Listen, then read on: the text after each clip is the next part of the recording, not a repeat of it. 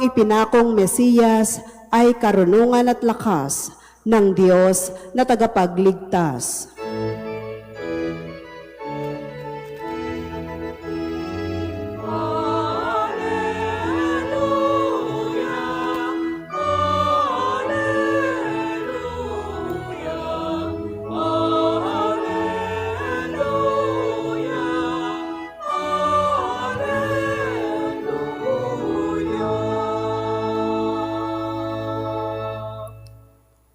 Sumainyo ang Panginoon. At sumaiyo rin. Ang mabuting balita ng Panginoon ayon kay San Marcos. Papuri sa iyo, Panginoon.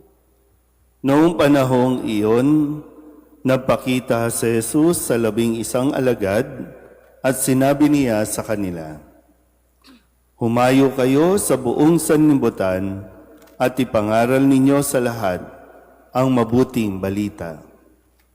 Ang sumampalataya at mabinyagan ay maliligtas, ngunit ang hindi sumampalataya ay parurusahan. Ang mga sumasampalataya ay magtataglay ng ganitong tanda ng kapangyarihan.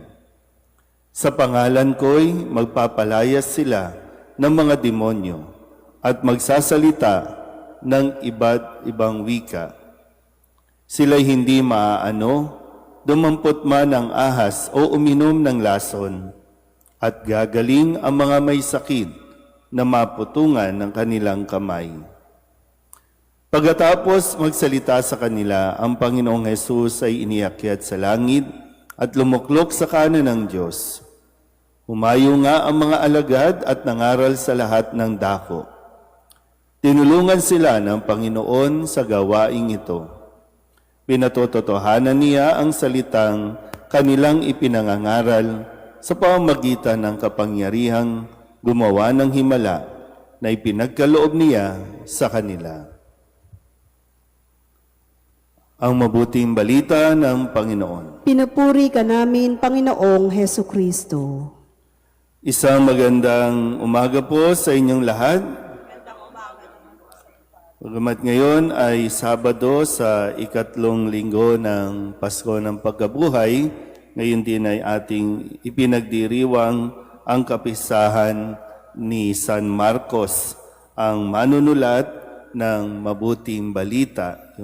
Yung naririnig po ninyo dahil meron tayong 4 na ebanghelyo, si Mateo, Lucas, Juan at itong si Marcos na sinasabing ito yung pinakauna o pinakamatandang naisulat bago pa si Mateo, si Lucas at si Juan.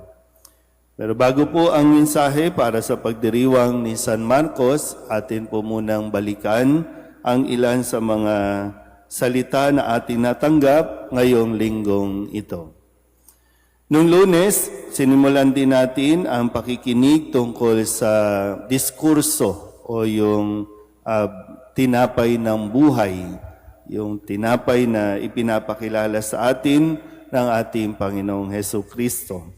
Sabi ni Kristo, "Gumawa kayo hindi upang magkaroon ng pagkaing nasisira, kundi upang magkaroon ng pagkaing hindi nasisira at nagbibigay ng buhay na walang hanggan." So magsikap na gumawa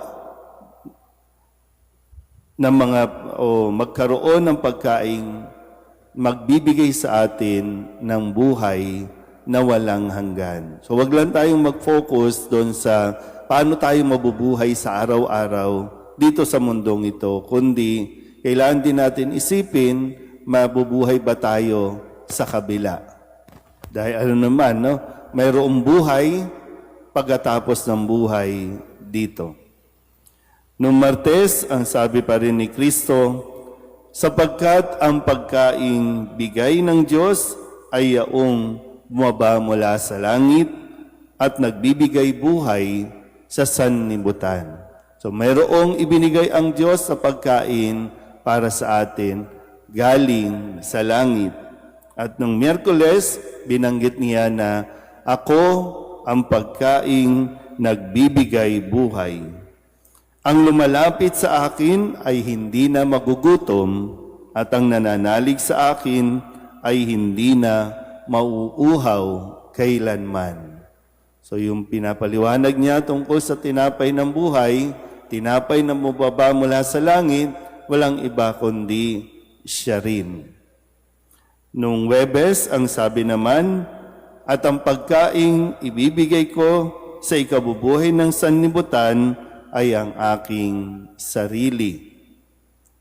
Kahapon Biyernes, muli binigyan diin ni Kristo na sapagkat ang aking laman ay tunay na pagkain at ang aking dugo ay tunay na inumin.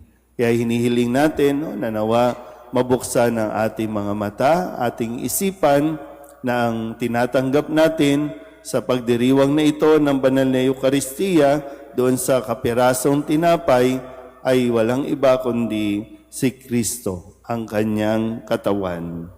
At matapos na tayo po ay paalalahanan na dapat nating busugin ang ating mga sarili sa pagdiriwang natin ngayon ng kapistahan ni San Marcos.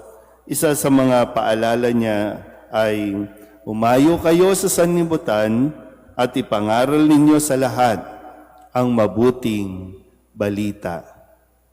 Humayo kayo sa sanlibutan at ipangaral ninyo sa lahat ang mabuting balita.